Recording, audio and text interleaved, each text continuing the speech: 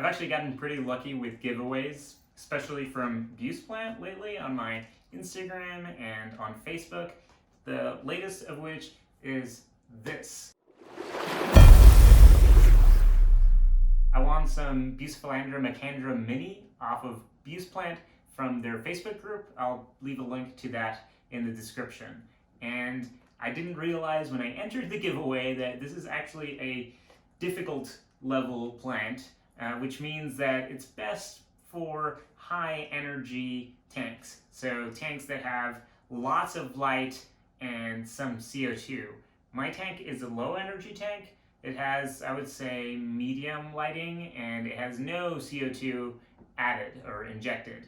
So I reached out to Buce Plant and I said, hey, before you send me the Rotala Macrandra mini, is this okay for a low energy tank? Am I just gonna watch this beautiful plant slowly die, or will it maybe just turn green instead of getting those really rich, beautiful colors that it's known for? And Buce Plant replied, it'll probably just turn green. So they sent it to me anyway. We're going to put it in a spot in the tank where it's gonna get the most light, and hopefully it doesn't die and it just stays, you know, green at the very least. And if I ever do get a CO2 injected tank, which is bound to happen eventually, I will try placing this in there and seeing if it can thrive and get those rich colors back. So let's open it.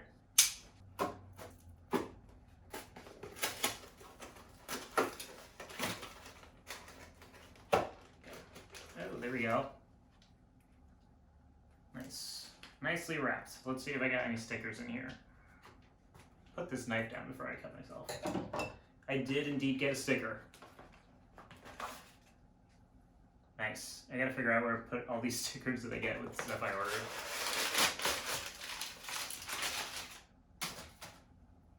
Alright, I got some Rotala Macrandra mini and a Buce Plant sticker. So let's get it in the tank.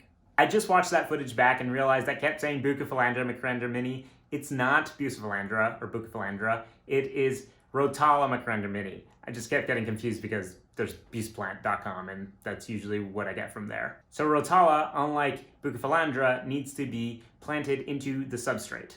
So let's do that. So I have the light towards the back of the tank, which means if I want this Rotala to get the best light it can, I'm going to need to plant it towards the back of the tank, which is actually where I have this Rotala rotundifolia already planted, and it's doing all right. I'm probably going to have to plant it right about here, which is directly under the light and out of the way of the shadow of this giant moss that we're going to remove eventually anyway.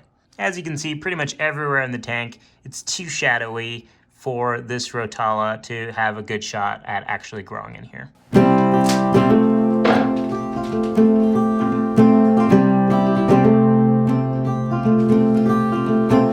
It's wrapped in a very moist towel, and I can still see some color on it, so did surprisingly well considering it's been in the mail for a few days. Pretty nice colors on it still, and it's looking really healthy considering, like I said, it's been in the mail for a few days. You can see it has lots of roots already on the stems, so that's always good to see. Hopefully they will take root in our substrate quite easily. So we're going to split these up a little bit and plant this bunch right in the back.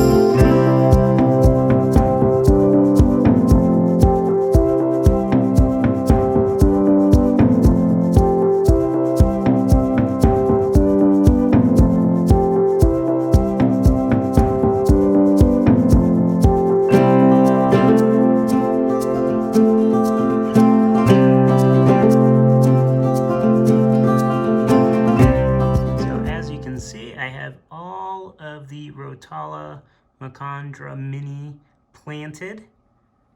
and it's pretty much all in this corner. There was so much in that bunch that I really didn't know where to put it. Hopefully I didn't put too much in one spot and they're not competing with each other too much for the light. But as you can see, the rest of the tank space in the background is pretty much taken. Can't quite see it from the front yet, but as I said, this moss is going to be gone somewhat soon, and hopefully this Rotala will eventually grow tall and be more visible. Of course, because this is a low energy setup, it's going to grow even slower than usual. So it might be a while before that happens. Almost forgot, I'm going to throw in some of these root tabs as well so that they have some extra nutrients to get out of the substrate.